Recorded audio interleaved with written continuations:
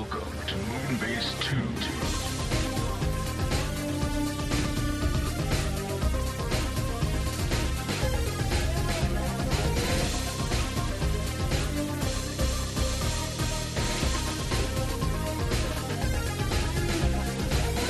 Hello everyone, and welcome to another Moonbase 2 interview. This time it is with someone, as I trip over my words, it is with someone that I have wanted to talk to again for a good long while, because they're lovely and quite mad.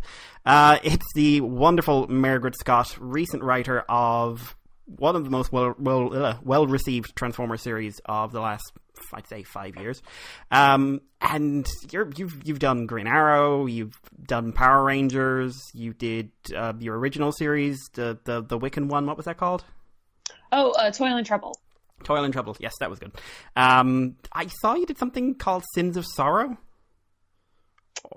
It was like tied into Gail Simone's book. Swords of Sorrow. Swords of Sorrow. I was part of Gail Simone's. There was like a Dynamite crossover event, so I wrote an issue of that.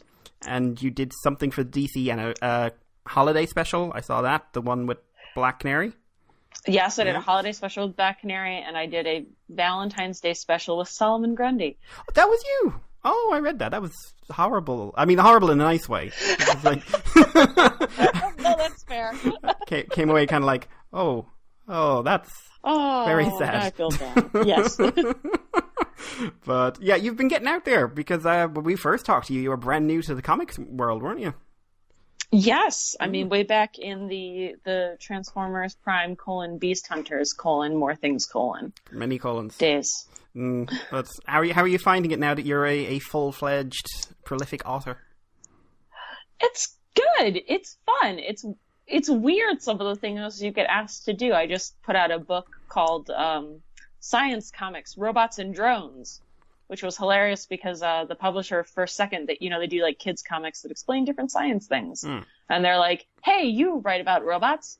Do you want to write about robots?" And I was like, "Well, I have to tell you, I don't know anything about real robots." Mine are more mentally disturbed than what you're thinking. Yes, but no, it ended up being quite nice, and it's a fun little book. Oh, I might have an eye out for that. I have to admit, I do kind of avoid the usually kid-orientated stuff, but I have a bad habit of reading everything people I know write. So, well, it is at least. I had a wonderful author, Jacob, and wonderful artist, and he did a great job of sort of drawing the robots so they look how they actually look in real life, but also anthropomorphizing them. There's a really cute segment about like a very anxiety-ridden robot who is supposed to essentially, like, it's a pitching arm robot that has to throw a ball, and he's very anxious about when he should throw the ball, but fortunately his computer code tells him, and then you have an existential crisis. Yes, that's I'm liking the sound exactly. of that. Interesting things like that. Right, so, talking about existential crises, we might as well get into it, because as much as I'd love to talk pitching arm robots, there are other robots. When we talked to you last time, you were just winding up Windbblade Volume 1, which probably tells how long it's been since we've actually had a proper chat. But most of this talk I want to have about T'Lawler 1, because I think it's widely considered the strongest book of the post-Revolutionaries era. But I do want to talk to you briefly on Windbblade Volume 2, which was basically Combiner Hunters plus T'Lawler 1 setup, really. What was that like writing it? Because more than any other book at the time, you were kind of invaded by the event. You lost, I think, over half your series to it? We did lose quite a bit of page space to it, which kind of... it sort of ended up being a thing where I knew where I wanted to go. I wanted to build this up, the Council of Worlds, and at least set that up, because I was fairly certain that Windblade Volume 2 would be the last that I would be writing for Transformers. And when we found out we were going to be in Combiner Hunters, that was fine. But basically it sort of ended up, in all honesty, it kind of ended up being a thing where I was like, this may be a little rushed, but I want to lay as much groundwork as possible for whoever comes after me to be able to deal with. and to sort of cement at least, because we'd introduced this idea of maybe going towards a council or what's the government going to be like. And I kind of wanted that to be set and settled, and these colonies' ideas to be kind of set and settled, at least in a way that the next writer had like a stable foundation, instead of having to start cleaning up my mid-process things. So that's why we settled on the idea of sort of doing an issue a colony for like the major colonies. Yeah. But yes, people are sort of like, oh, that arc seemed a little rushed, which is totally fair. But it was sort of like, well, you could seem a little rushed, or you can, not really explain these colonies very well. So we're going. Get as much in as you can. Was there anything from that series that directly informed the early arcs of T'Lala 1? Because it's frequently said that it's kind of like Combiner Wars but better, Titans Return but better, was kind of the first two arcs of T'Lala 1. So was that intentional on your part, just like revisit those ideas, or was it just like you wanted to do a Bruticus story and you had to do a Titans Return story? Well, we knew Titans Return was kind of on the horizon, I believe. So I knew we wanted to get to Bruticus at some point. Like, because I knew Titans Return, and I was like, if Titans Return is going to happen, we're going to want to have at least one combiner sort of in play. But more than that, I really wanted to kind of bring back Swindle and wrap up that arc, and that ended up sort of pulling me into the idea of the Combaticons story. And I really liked this idea of Onslaught being sort of the man who could never escape the war, and Blast Off kind of knowing that and trying to essentially, in the most destructive way possible, forcing him to find peace. And so that was sort of, and I loved this. Anything where Starscream can make a devil's bargain with someone is fantastic. So we knew coming out of Combiner Wars that there were a lot of things I wanted to bring back. I knew I wanted to bring Swindle back. I knew I wanted to explain Rat Trap, and that definitely meant that we were going to have to deal with the Combaticons, and we knew we were sort of gearing up towards Titans Return, but we weren't quite sure how exactly that was going to play out. And also just coming off of Volume 2, I was like, all right, I've pushed really fast to set all this stuff up. I want a smaller sort of story, or a more focused emotional story now to live a little more in this world that I've built.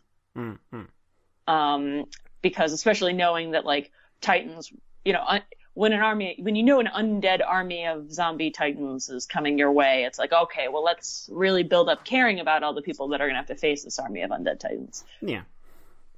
Well, that leads, there wasn't really much to say about the Windbblade Volume 2 at the moment, partly because I haven't read it in about a year and a half, so I've forgotten. But I remember there was a race, and you had animated Black Arachnia, and I saw one person flip out in rage about that on the internet. Yes. I was actually, they're mad about that. I was more mad that I wanted to have Tarantulas, but he had been in the Wreckers? Yes. Sins of the Wreckers? Yep.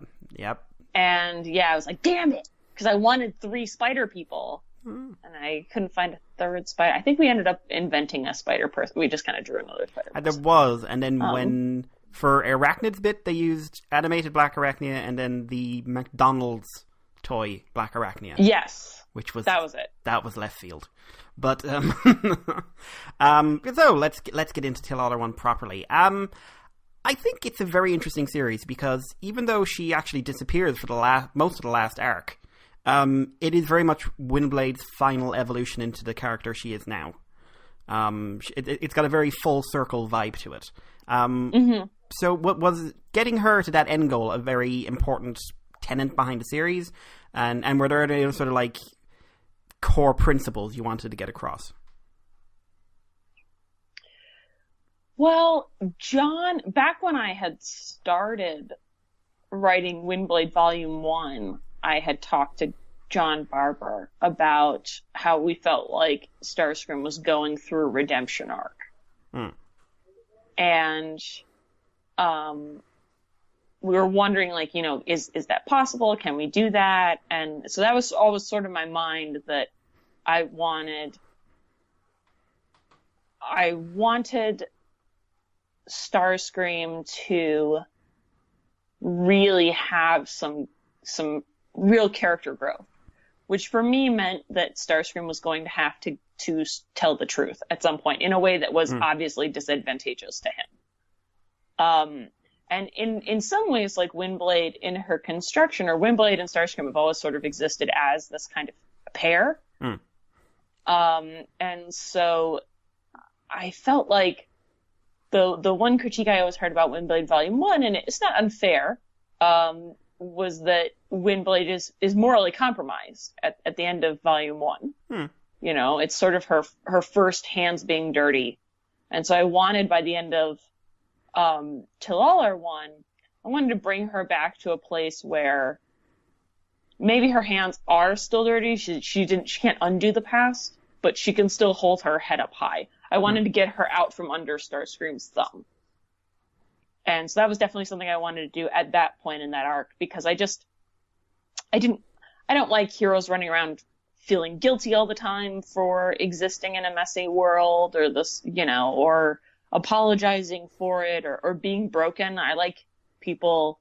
I wanted to get her to a heroic place where she could just move forward. So that was very important in Till-All 1. And of course, that kind of dovetails nicely with Starscream. So. Well, I mean, Starscream kind of sold the book for many people, I found. I love Windblade as a character, but for some reason there's still this weird controversy about her that, years later you think people have gotten past it by now. But Starscream was universally praised. I've literally never seen a bad word about him. So I've got to ask, like you said, you wanted him to have that moment, a real character development, because he's been on this very bumpy, very selfish road since RID. How did you come about the idea that he was going to not just tell the truth, but tell all the truth? I mean, it's also weird when someone asks, like, how did you come up with this idea? Because it's sort of not, it's almost never like a sort of like, aha! It just sort of seems like the next step. Honestly, sort of the pivot point became Bumblebee. Yeah, once Bumble Ghost was kind of in play, he really became someone that Starscream couldn't run from anymore. And that was sort of a relationship that he, literally couldn't escape. And then I feel like, gosh, this is weird, 'cause now I'm like having to explain it to myself. I felt like I loved the fact that Starscream killed Metalhawk, even though he thought of Metalhawk as a friend. And I thought that was really interesting, because I felt like the idea was that Starscream is someone who likes to really sort of run away when things get tough. And with Bumble Ghost, the fact that he literally couldn't dispose of him when things got tough, like he couldn't be expendable, that was not something in his control. I felt like, coupled with Windblade, who sort of refused to, I don't want to say refused to give up on Starscream, because I don't think Windblade was that. It's not like her life revolved around Starscream, but she refused to sort of let Starscream go past a couple of really bright lines, and she also kind of refused to just not deal with him at all or actively fight him. I felt like it really showed Starscream kind of some of the value in other people. Like, when you have people that you can't get rid of. And I feel like once you see, like, his arc is sort of one of empathy in a weird way. And I think it's more just the fact that, Starscream, I think, and I think this is a very subconscious thing on his part, but sort of the arc of one of the things I talked about in TAO is that the interesting thing is that Starscream kind of for a while becomes Windblade's Megatron. And he's making her do things that she doesn't want to do, and he's trying to dominate her the way that Megatron dominated him, and he's really repeating this cycle of abuse. And so I felt like the only way to sort of escape that was to kind of come clean and not run from the consequences of something and not obfuscate what he'd done. And so it felt like honesty was really sort of Starscream's the world's greatest liar. So if you want to redeem him, if he wants to be whole, the only way he's going to do that is to tell the truth, to find the truth. Was it always your intention to have Windblade sort of end up being the ruler of Cybertron, or was that something that sort of evolved more naturally from how it was writing? That was not my intention originally, because I thought fans would eat me alive for it. Especially in the first volume, that was not my intention. But then at some point, John and I had been talking, and he's like, well, really Windblade has to end up ruling Cybertron. I forgot when we were. It was like years ago. I think we were at like a BotCon, just like chatting. And he's like, well, Windblade's got to run Cybertron. And I was like, I'm sorry, what? And he was like, yeah, well, because she's the only one who, essentially his thoughts, if I remember correctly, was the idea that no one who was involved in the war could truly lead Cybertron out of the war. There was too much bad blood. There's too much of a long history. I mean, these people are functionally immortal, and they've been fighting each other for thousands of years, And I think he was right. It struck me like, oh my gosh, you're right. Yes, it is only someone from the outside can sort of move everyone past this, because she wasn't involved in the war, really. So, and that just kind of clicked for me. And so, yeah, I started to build toward that. Although when that exactly happened, I have no idea. I'm sure. But that was in my mind, to start building towards that. Yeah. Well, I mentioned them earlier on, just to sort of take it back to start, because there's a couple of points from the opening arc I wanted to touch on. I mentioned the Combaticons. Everyone knows the Combaticons, and everyone says they like them. No one really has a reason to like any of them bar Swindle. Let's call a spade here, And by the end of this book, they were some of my favorite Decepticons, full stop. I want to know where on Earth you came up with the idea of adding this twisted romance element to the two to blast off an onslaught. And also, I mean, was it intentional to make it that close to make me go like, that's just sexual assault? I came away really freaked out by that issue. I loved it, but I was really freaked out. So where that started was actually interesting, because I do remember where I was when we came up with that storyline, which was I was driving to Pasadena with my husband and my friend Meg, who's a huge Transformers fan. We were talking about, I think Windblade Volume 1. I think it was midway through writing Volume 2, and we'd written Volume 1. And she had mentioned that she was a huge Combaticons fan. And we started talking about, like, oh, well, if we did anything with the Combaticons, what would we do? And it's like, well, like, the thing I like about the Combaticons is that, it's always interesting when you have a military unit and sort of Onslaught as this really brilliant guy. And, could we do something with unrequited affection? And then it just sort of like, I think at some point someone was like, well, what's the most messed up thing we could do to them? And I was like, well, you know what?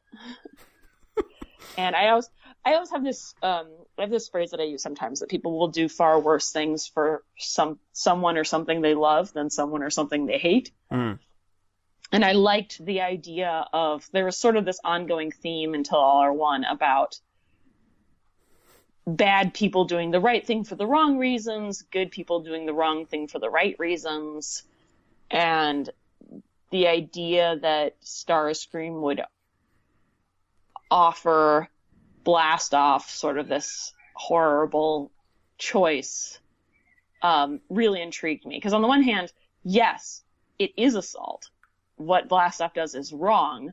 It was kind of weird when I wrote that to then have people on my Twitter like, that's so cute. And it's like, no, it's not. No, it's not cute. It's not supposed to be cute. It's supposed to be like, oh, I'm so happy for, no, that's what I was going for. But at the same time, Starscream isn't wrong and Blastoff isn't illogical, I guess. Yeah, I think that's a good way. Like, I don't think Starscream's wrong in the sense of Onslaught would have just kept on going to war. Like, that is what he never would have given up. He never would have given up until he destroyed himself and destroyed everyone around him. You know? And that doesn't make what Blastoff did right. I guess me personally, as a person, is like, that's not right. But it does make what he did understandable. I'm trying to think of a good way to say this. I don't want to seem like I'm endorsing assault or editing other people's memories. It's one of the things where you can see the perspective of the individual as they're saying, this is why I'm doing it. Yes, that's sort of the thing. And I always really like those sort of no-win scenarios, you know? And I always knew that if we'd kept TAO going, that was going to have to be something that Blastoff got caught in. You know, and that was not going to, and there was going to have to be more steps to that relationship. It wasn't just going to be like, and then that worked out, and we never mentioned it again. Which is why, like, in the annual, you see, that's one of the other reasons we had Starscream confesses to everything, was to help sort of resolve some of those hanging threads. And, you know, you have, like, I don't know if you noticed, but, like, I'm sure you noticed. But as Windblade's walking through prison, you see the Combaticons, and all of them are on one side of the room except for Blastoff, who's by himself. And I think we punched him. Yes. Like, he has some kind of damage. Yeah. Yeah, I remember. That was one of my favorite panels. I was feeling, yeah, he deserved it. Do it again. Yeah. Well, I mean, but it's like, it's such a bad choice. Oh, yeah. Because, I mean, if he hadn't done it, they would have just been left in a coma. Yep. And that's no life. No. You know, like it's a very interesting one because you see it in fiction sometimes of, oh, we'll alter this person's mind, they'll be better off, and it's often played as a good thing. But this is a bit more like, what was it, Identity Crisis for DC, where they were talking about changing the mind of one of the DC villains after he did something horrible. Oh, Dr. Light. Yes. Yeah. And I think it was Wally who called everyone out in it at the time, because I haven't read a lot of that stuff, but I've read all the Flash stuff. So I don't remember who called him out. I mean, it seems like a Wally thing to do. So, but it's that same kind of thing of just like, you can justify what you did and you can see the reasoning, but it doesn't undo the very core nature that it's horrific what you've done. So, but isn't that so much more? I mean, from a I don't know, but I guess it says something about me as a writer. Isn't that so much more interesting? Yeah.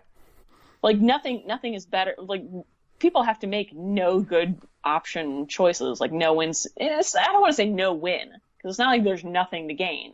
But, like, very few choices in your life are ever, like, clearly this is the right way, and clearly this is the wrong way.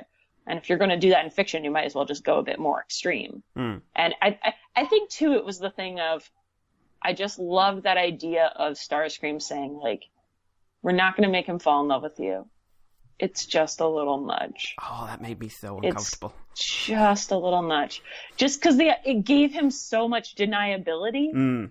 And then if we'd kept going longer, I really would have had Blastoff essentially get eaten up. Essentially, the idea was that the other option of how this could have gone would be that if Starscream hadn't confessed to that part, if he had just confessed to some other horrible things and not that, that essentially Blastoff would have been slowly eaten alive with guilt, where he couldn't trust that it was just a little nudge.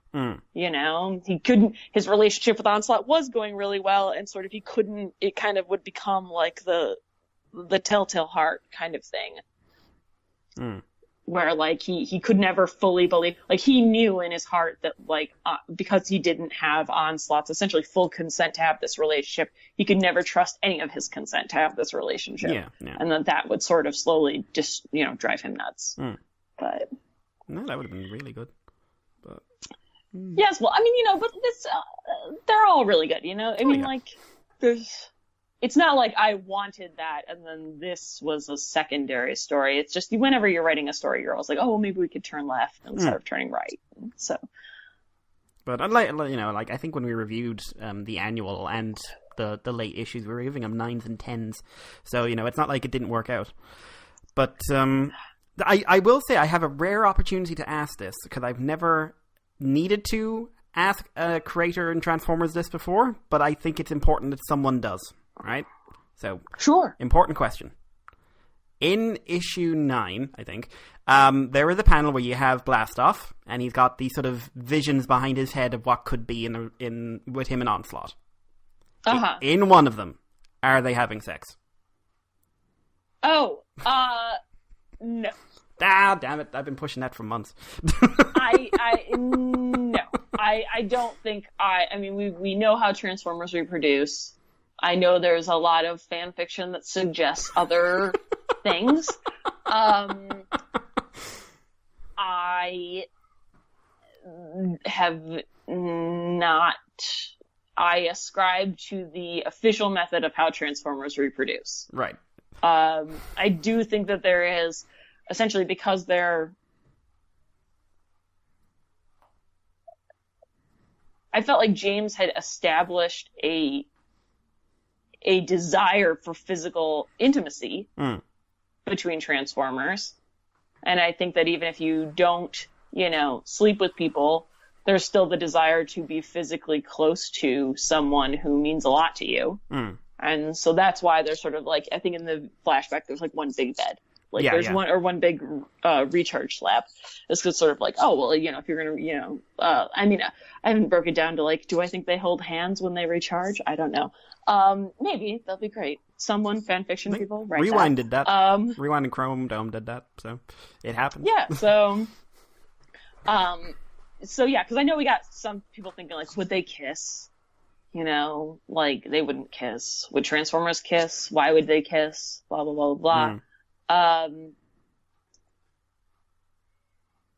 I see where they're going with that. I defend the kiss in the sense of there's technically no reason for people to kiss. True. Does it actually serve anything other than people like I've heard that from an evolutionary standpoint, it's an expression of vulnerability because essentially you're asking someone to put their mouth, which is the most dangerous part of a person, next to your neck, which is the most vulnerable part of a person. That feels like it was come up by a psychologist. Next to your face. That feels like a psychologist, not a guy who does evolutionary science. I don't know, man. But I felt like that's what I heard, like, for, like, the quote-unquote scientific reasoning for that. But I still think that there's something about, And, honestly, they are analogous to humans to some extent. It just wouldn't sell well, I feel like, to be able to invent some other thing that Transformers do to express affection in some sort of physical way. It feels weird, like, if it's like, oh, we're going to, like, touch data chips or something. I don't know. Well, I asked as someone who's never really been into that side of the fandom, but who was just looking at that issue one day and just like, I'm sorry, that just looks like it. To me as a reader. It does, yes. It did come out a little bit more suggesting that than I had thought it would initially in the script, but whatever. I mean, it's his daydream. Maybe he daydreams about fan fiction. Oh, God. Who knows? I don't write that book anymore. So not my problem. Oh, dear. Well, I don't know. I only say that because I really hate when people get on fan fiction about like, it's bad or whatever. I don't want to squash anyone's ships. I'm not here to squash anyone's ships. If you picked up something in the writing that's not explicitly in the writing, but you dug it, and you want to go off and tell your own story about that, I endorse you. You have my blessing. Doesn't mean it's ever gonna become official, but, you know, like, art is in the eye of the beholder, not the eye of the creator. So I always just want to make that really clear. No. Like, to be fair, Transformers, like, without fan fiction and stuff, I don't think we'd have the community we have, to be completely honest. But to be fair, I haven't gotten involved in fan fiction since, like, 2010, when I wrote a really depressing Cup story. where he was, what was it? He was... Aren't all Cup stories kind of depressing? I think like, I would go... everyone has a lot of love for Cup, and I only ever think of Cup as being, you know, the broken down old man who at some point is going to be shot in the storyline. Like... What was my... Oh, yeah, he was at some sort of party that Springer was throwing, and he was on the face, it was all like, oh, I'm having fun, and then I was doing a lot of inner monologues where he was just like, I hate war. War has destroyed my life. I don't want to be here. Let me go home.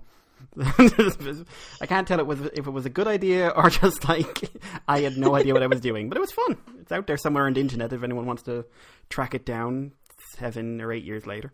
No one wants to read your fan fiction, Mike. Everyone wants to read my fan fiction. Oh my god, the filth. The absolute filth. Speaking of relationships and Speaking of filth, Chromia, who isn't filthy but has a dirty heart from her actions she took in. I can't spin that well, can I? No, that's you.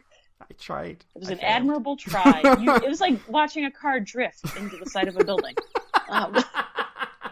But yeah, okay, Chromia. Chromia. She didn't hang around for very long in the book, but I liked a lot of what she did. What was sort of the thinking behind her big reveal? And I know like a lot of ideas got truncated when the book got cancelled prematurely, but were you planning to bring her back at some stage? I thought that I wanted to prep her. Well, I was for a while pitching like we should do a Chromia lot, like Chromia and all of them in space. It'll be great.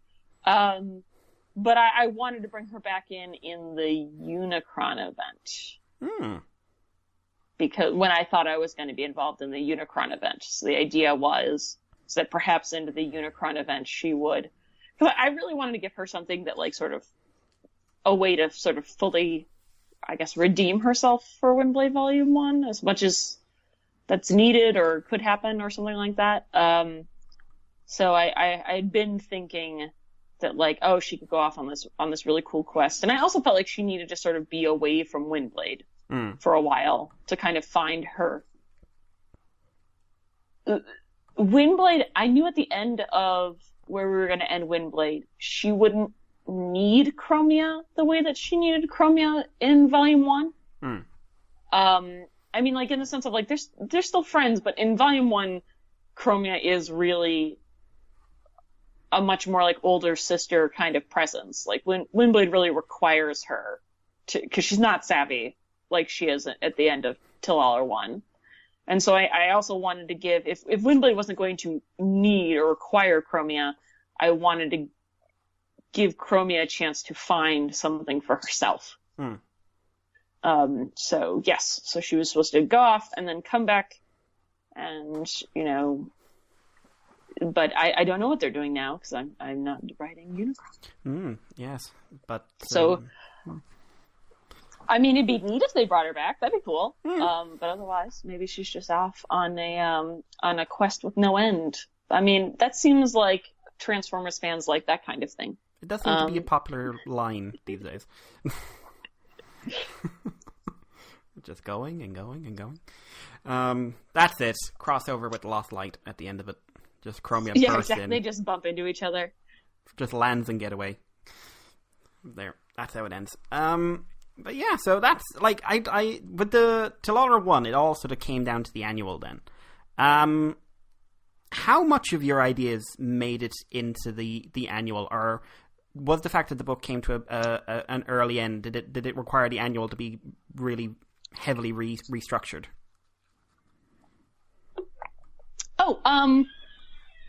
Well, it was more that we knew... When I knew the book was going to end, there was sort of a thought of, do you want 4 more issues? Do you want 1 more issue? And then we decided sort of the best thing would be a double size issue. And so we made it an annual. Ah, right. So that's how that came about. So it wasn't like we had a separate story for the annual and then we decided, oh, we should do, we got to change that story or scrap that story. It was more that we wanted to do a larger story and it was like, oh, well, we also thought we're thinking about doing an annual, so let's just make this the annual. It played on some very interesting ideas. One of which was the perfect Starscream, which yes, was amazing as a concept. Where the hell did that come from? Well, because once I heard about knockoffs, or I'm sorry, that's offensive, isn't it? Wow, I feel like I just said the N-word. Oh, Jesus Christ. I'd always, I mean, I'd known about cold construction for a while, but for some reason, which is silly, I hadn't thought about it in terms of Starscream, and I was looking through his wiki one day just for something else. I was trying to remind myself of, I think, something I've written. Thank you, wiki. And he was like, oh, Starscream is cold constructed. And that just rang such a bell with me, with the idea that this is a man who, honestly, we kept changing his body because Hasbro wanted it to look like the toys. But it was such an unusual thing that you would literally change your body all the time. And then when I found out when it sort of clicked, like, oh yes, because he's cold constructed. Is he changing his body because he literally doesn't know what his body should be? Like, essentially, is he trying to find, his right skin? And that sort of became, I think, such a metaphor for the fact that Starscream is sort of never really... I think Starscream has never been allowed to develop in any kind of healthy environment.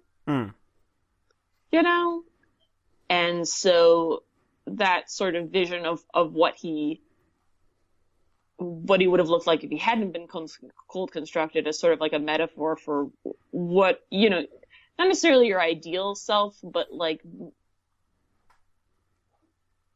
if all, I'm trying to think of the way to phrase it. I keep thinking of like, have you ever read The Hunger Games? Yes. You remember how they talk about Beauty Base 1, where it's you if nothing bad had ever happened to you? Yeah. Yeah, it's like that. Like, that's where I was kind of thinking about it.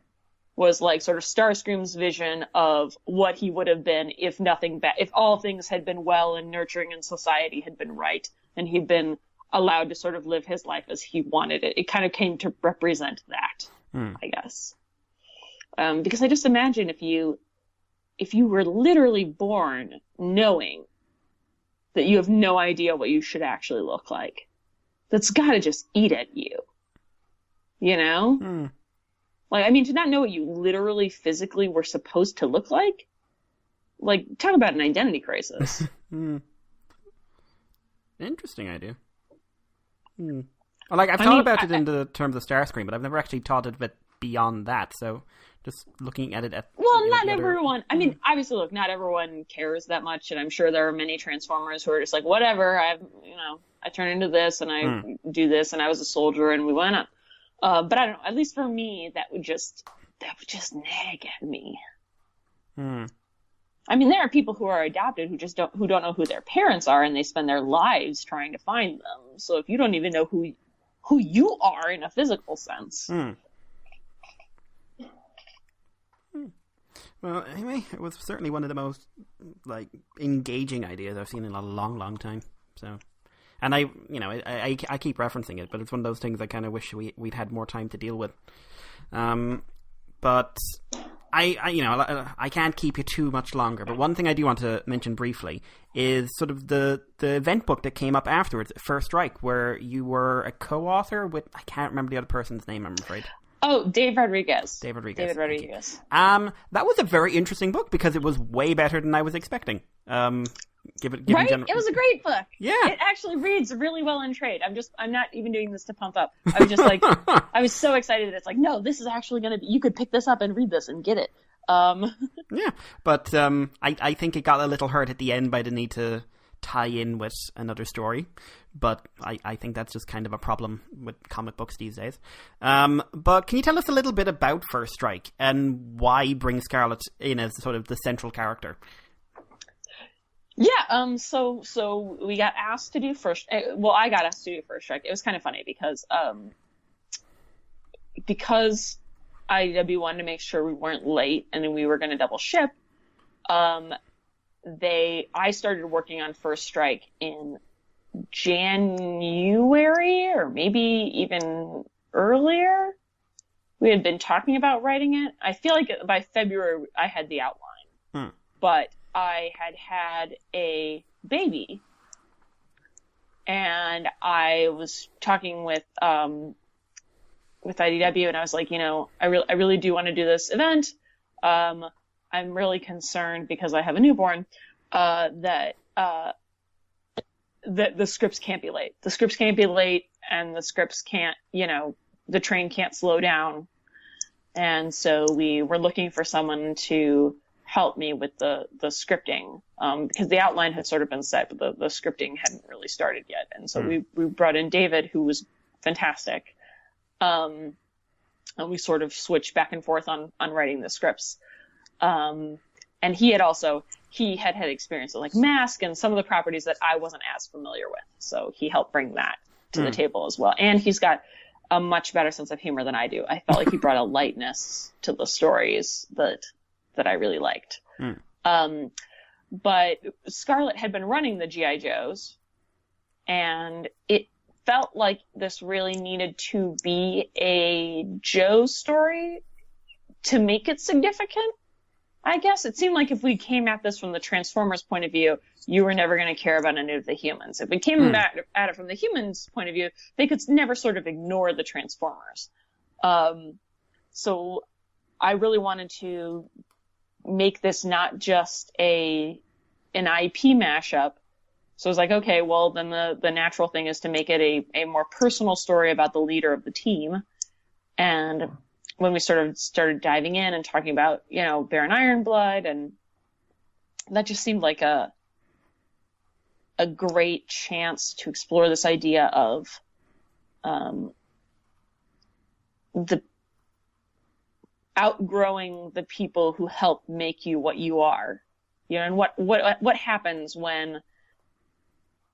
I feel like there's this sort of interesting thing that happens with generations where someone will rise up and everyone's like, you are it, you are the goal, you are the progressive icon or whatever, you are how people should be. And then by the time the next generation shows up, it's like, oh no, you're backwards and racist and we're far more. And then someone new comes along. And there's sort of this interesting like handing of the torch of sort of like how far can each person go in their own morality. I don't know, not to get too far off field, but it's sort of like in Fiddler on the Roof. Where Tevye grows and grows, and it's like the first daughter, okay, it's not an arranged marriage, but that's fine. The second daughter, okay, he's kind of political, but all right, I'm going to stretch. And the third daughter's like, no, this is my limit, and that's as far as he could go. Yeah. And so it's kind of interesting to do Scarlet and Joe Colton and kind of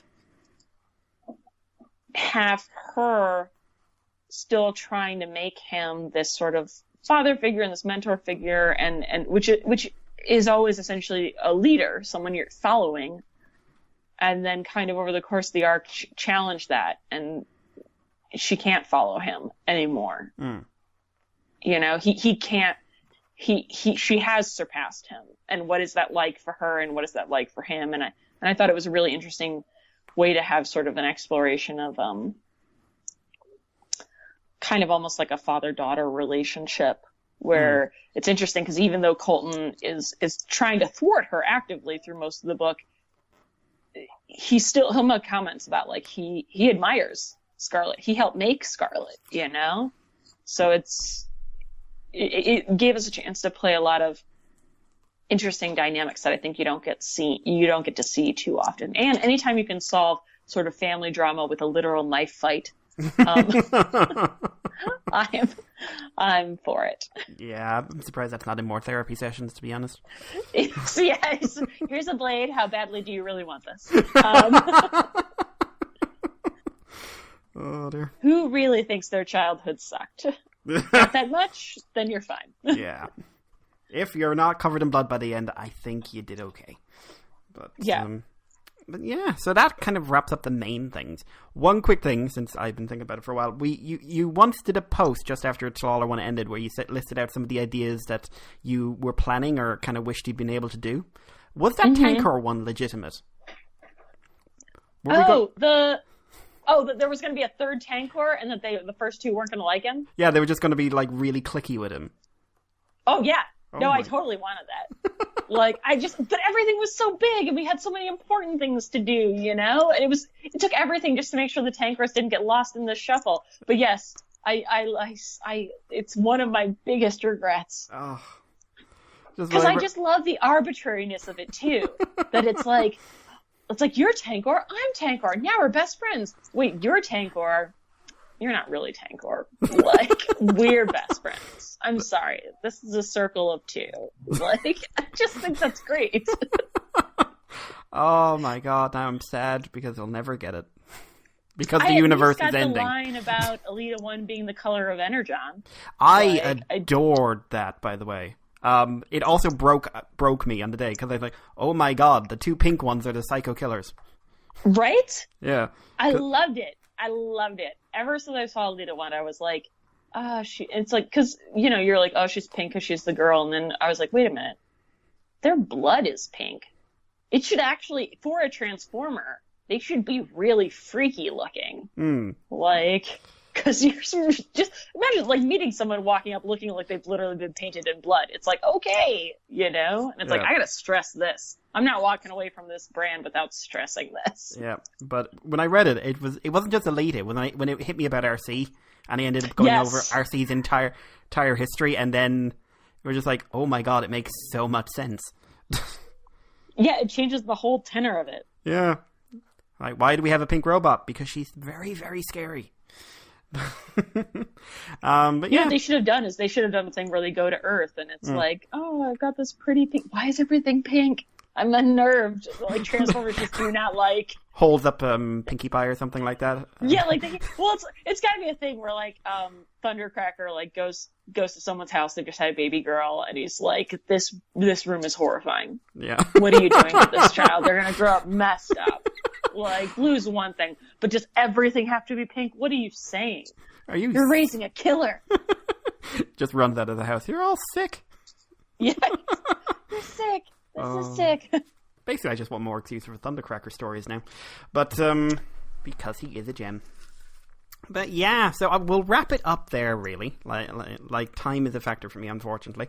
But no problem. I will ask, what else is Mairghread Scott doing at the moment? And is there anything you want to shill that you're doing that you're upcoming or whatever? Sure. Well, I'm doing a two-part issue of Green Arrow at DC Comics, which is going to be very fun. And I have another graphic novel coming out. It's a younger version. It's called The City on the Other Side. It's a sort of Miyazaki-style fairy tale set in 1900s San Francisco. So it's about a little girl who she gets a magic necklace, and she ends up going to sort of behind the veil to the fairy world of San Francisco to find out it's suffering under a terrible civil war, and she's trying to stop it. That's interesting. But yeah, it's really fun. That's about it, I think. Oh, and they've announced Marvel Rising, so sometime this year. I don't have an exact air date yet. They'll be doing my first animated feature that I've ever written, which is it's for Marvel, and it's called Marvel Rising Secret Warriors, and it stars Ms. Marvel and Squirrel Girl and Inferno and Captain Marvel and Quake and America Chavez and Spider-Gwen Tiptoe and Lockjaw and Spider-Gwen, yes. Is she got a new name or something? Ghost Spider. Oh, that makes so much more sense. Well, I mean, obviously we could not call her Spider-Gwen. Yes. No. Yes. Yeah. I know, I saw some tweets where it's like, why did they change her name? And it's like, because you can't have... I mean, that would sort of be like being... If Batman was calling himself like Bruce Man, like, or Bat Bruce. It just feels like that's not the perfect conducive. secret identity. Yes, exactly. Super Kent. But yeah, so it's Ghost Spider now, which is a great name. Although I did not come up with it, I feel terrible. I was like, damn it, wish I could say that. But no, it's going to be a really fun movie. It's sort of it's a true action superhero movie, but about two best friends, which I think is kind of interesting and fun. Like, what if you and your best bud were superheroes? It wouldn't end well in our house, but but no, that sounds really, really interesting. I've seen some visuals, so it looks pretty cool. So yeah, I'll be keeping an eye out for that. Mairghread, thank you so much. It's been ages since I've had a chance to talk to you, but it's been enormous fun. No, thank you guys so much. It's been a wonderful ride. Transformers has been good to me for many years, and it's still great to talk about giant robots. Yeah, and hopefully one day, whether it's comics or cartoons or whatever, you'll touch upon it again and write something deeply emotionally disturbing.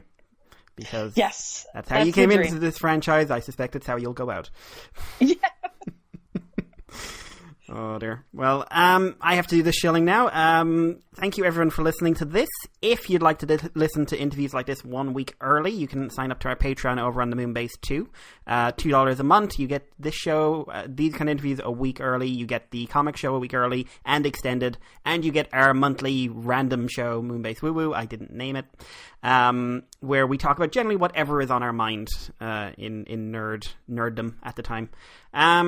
You can also Twitter us at Moonbase2. You can email us at themoonbase2@gmail.com.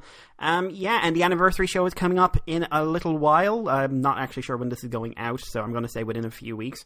So keep an eye out for that. It should be fun. Thank you again, Mairghread. All right, have a good one. And yeah, talk to you all later. Bye. Bye. Bye.